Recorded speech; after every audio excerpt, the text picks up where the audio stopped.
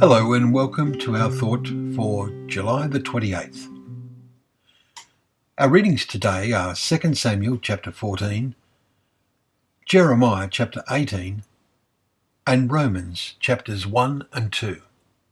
And our thought is the power of God. Paul, in writing to the Romans, speaks about the power of God. What does he mean? He is not referring to physical power, such as will be shown at the time when Jesus returns, when the greatest earthquake ever will occur, as described in Revelation 16 and verse 18. In today's reading in Romans, Paul writes of the gospel saying, "For I am not ashamed of the gospel, for it is the power of God for salvation to everyone who believes."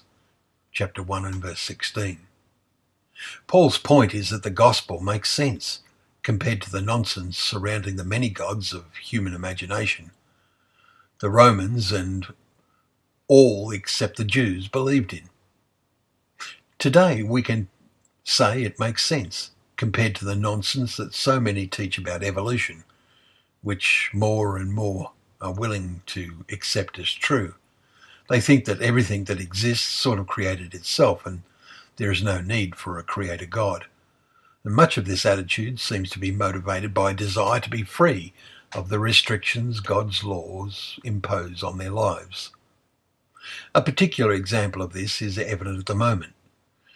Chapter 1, verses 26 and 27, Paul particularly singles out the acts of homosexuality, writing, "Therefore God gave them up in the lusts of their hearts to impurity, to the dishonouring of their bodies."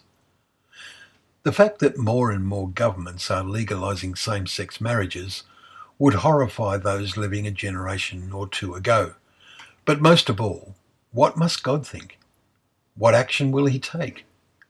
But we need to also realise that to believe a gospel about a believer's having a future life in heaven is also nonsense and a falsehood, has no power at all.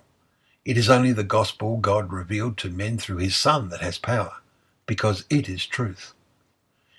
It is based on historical fact, because the events of the first century and what followed make sense the more we think about what is written.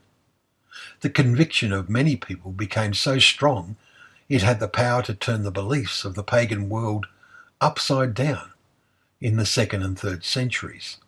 But sadly, then the gospel became corrupted and expressed in man-made creeds. We must let this gospel become a power in our lives if we are really to live a life worth living with the wonderful prospect of eternity. We must not let ourselves be influenced by those who scoff at the power of God. Well, thank you for joining us for Thought for the Day once more. May God bless your walk towards his kingdom.